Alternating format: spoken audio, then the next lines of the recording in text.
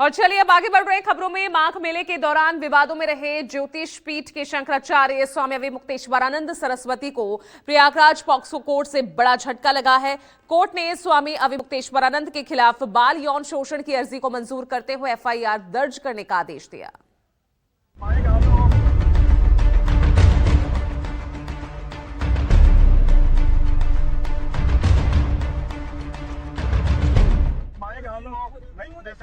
शंकराचार्य, जिन्हें सनातन संस्कृति का प्रतीक माना जाता है, जिन्हें ईश्वर का स्वरूप कहा जाता है, अब उनके दामन पर गंभीर आरोपों का धब्बा लग गया है।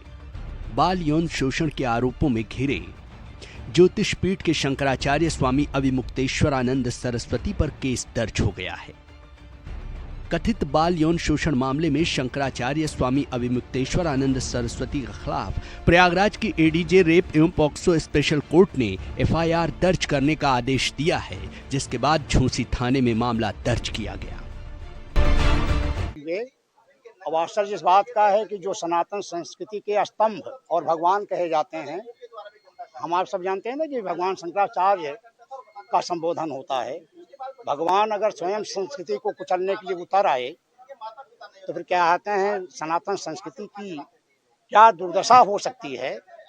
इस बात का संज्ञान इस मुकदमे के माध्यम से जब थाने ने एफआईआर दर्ज नहीं की ऐसे कुकर्मों की, तब सम्मानित न्यायालय के शरण में आशुतोष महाराज जी को आना पड़ा उन बच्चों की आवाज को ले।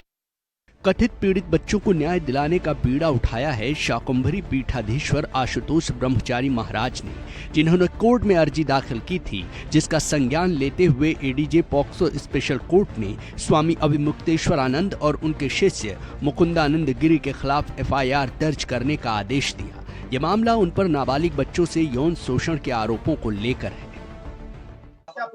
न्याय के मंदिर से न्याय मिला है और न्याय के देवता ने हमें हमारे नाबालिग बच्चों के साथ जो गलत काम हुआ है, कुकर्म हुआ है, लैंगिक अपराध हुआ है, उसकी सुनवाई करते हुए एफआईआर के आदेश झूंसी थाने को कर दिए हैं।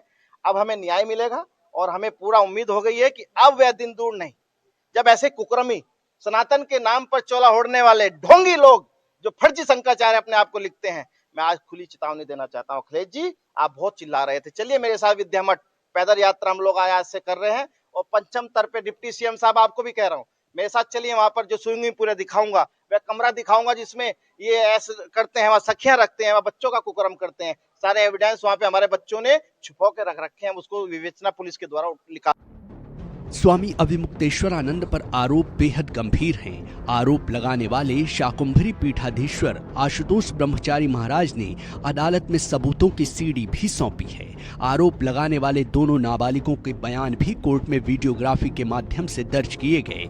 इस दौरान पुलिस की रिपोर्ट को भी कोर्ट ने संज्ञान में लिया और मामले की विवेचना के लिए एफआईआर दर्ज करने का ऑर्डर जारी किया। वहीं स्वामी अविमुक्तेश्वरानंद सरस्वती ने इन आरोपों का खंडन किया है। उनका कहना है कि आरोप लगाने वाला व्यक्ति खुद हिस्ट्री शीटर है और जो आरोप लगा रहे हैं उनका कोई आधार ही नहीं है। सनातन के ऊपर आरोप लगा कौन रहा है? आप देखिए, किसी विधर्मी ने थोड़े लगाया है हमारे ऊपर आरोप। जिस व्यक्ति ने लगाया है वो खुद हिस्ट्री शीटर है। उसकी पूरी हिस्ट्री शीट शामली जिले के कांदला थाना में दीवाल के ऊपर जो हिस्ट्री शीटरों का नाम लिखा हुआ है, उसमें 34 नंबर पे उसका नाम लिखा है। ऐसा हमको बताया, लोगों ने फोटो भी दिखाया उस दीवाल का। वहां पर जो रजिस्टर रखा है उसमें HS नंबर 76A उस व्यक्ति का नाम लिखा है। जाने कितने लोगों के ऊपर फर्जी मुकदमा डाल करके और उनको उगाही करना, यही उसका काम है। वो व्यक्ति रामभद्राचार्य का शिष्य बन जाता है और रामभद्राचार्य जी की शिष्य होने के बाद वो आकर के हमारे लोगों के ऊपर इस तरह का आरोप लगाता है। तो आप समझ लीजिए कि ये आरोप कोई विधर्मी नहीं लगा रहा है। ये आरोप कहां से आ रहा है? रामभद्राचार्य जी, और रामभद्राचार्य जी का बल कहां है वो भी आप लोग जान लीजिए।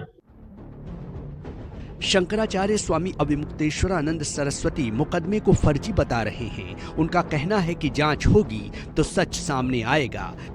ऐसे में सवाल अब ये है कि क्या ये वाकई सच है या कोई साजिश? क्या इस केस में जांच सही दिशा में जाएगी और जो पीड़ित हैं उन्हें न्याय मिलेगा, या फिर ये मामला भी किसी और मोड़ पर जाएगा? फिलहाल कोर्ट के फैसले के बाद अब पुलिस जांच में जुटी हुई है। प्रयागराज से अतिकेश कुमार श्रीवास्तव के साथ ब्यूरो रिपोर्ट, न्यूज़ 24।